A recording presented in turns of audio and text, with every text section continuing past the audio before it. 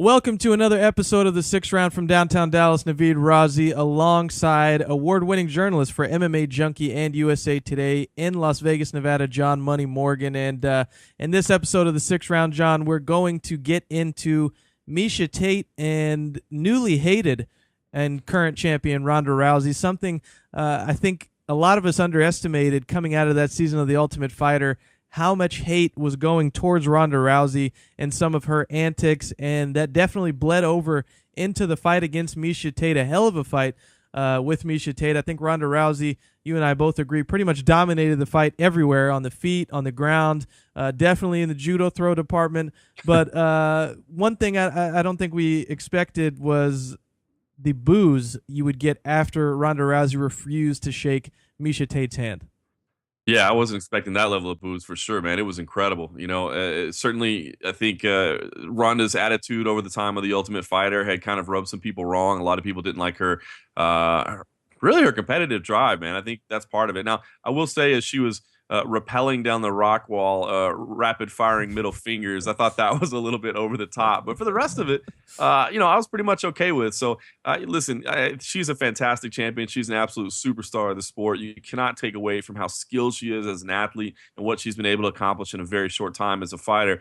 But it's obvious that her personality is rubbing some people the wrong way. And while I knew that that was happening a little bit, I was shocked by how loud the boos were following her win at UFC 168. And again, like you said, the unwillingness to shake the hand of Miesha Tate, something we're not used to seeing in mixed martial arts. And listen, man, that place went insanely crazy. I couldn't even hear Ronda talking on the microphone as she was being interviewed because of the boos were that overwhelming. So, but listen, for the fight itself, take nothing away from Miesha Tate. Deserves a lot of credit for her heart, for pushing Ronda as best she could, and really for hanging in there. But she was in trouble from all start to finish in that fight. Ronda was aggressive from the get-go. Miesha Tate gained a lot of fans after this fight, John. For one, for the heart she displayed in the fight, but then second, I think it was maybe so many people hated Ronda Rousey for not shaking Miesha Tate's hand, which seems so stupid to me. But Miesha Tate seemed to gain that many extra fans. And John, one, I liked what Ronda Rousey did, because we've seen so many times where guys have hated each other so much, talked so much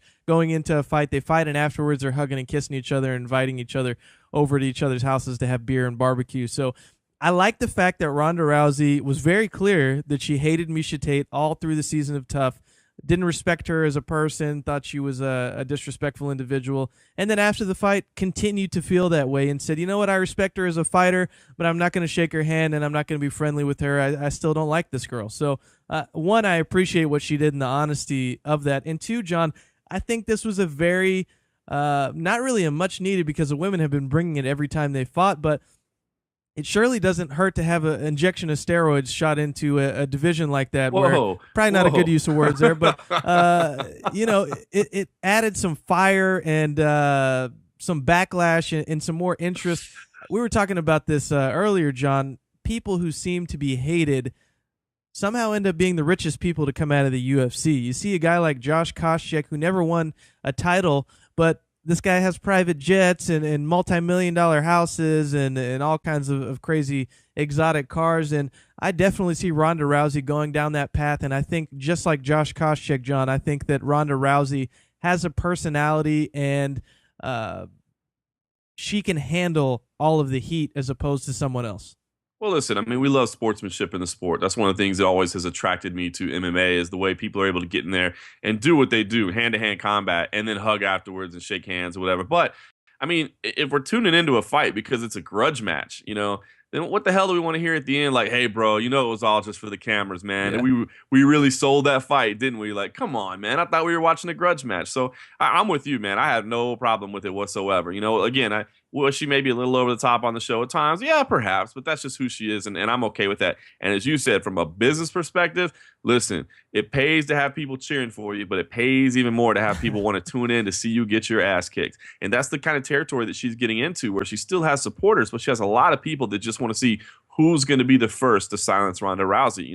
Will it be Sarah McMahon? I don't know. We'll find out in February, and hopefully that's going to help the UFC sell the fight. And the other thing I think it really does, Naveed, is really, as you said, it kind of helps move the women's division forward a little bit. It gets people a little bit more interested in it. I know that there's still people on the fence, even hardcore MMA fans that are still on the fence about whether or not they believe in women's fighting and that sort of thing. I happen to believe in it, and I think having a nice protagonist like that, it helps. You got to have good characters in the sport, so to speak, and I think that helps. And I think the other thing that's really going to help is when the 115ers come in. I think people are going to be really excited about the quality of athlete they're going to see at 115 pounds. John, this is also going to help for future fights for Ronda Rousey because there's only so many people she can hate. Miesha Tate was an easy target because of their past history and things like that. But moving forward, I have a feeling there's going to be a lot of people who aren't really as vocal. Sarah McMahon doesn't seem like she talks a lot of trash and is kind of quiet. So this will help get viewers to float over into that next fight and say, hey, these two might not have a problem with each other, but I hate Ronda Rousey and the way she behaves, so I'm going to be rooting against her, and I'm really interested in this fight now. And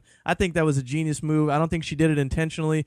I think it just happened that way, but I think looking back on this, she's going to be smiling, and she's going to be lugging around suitcases full of money.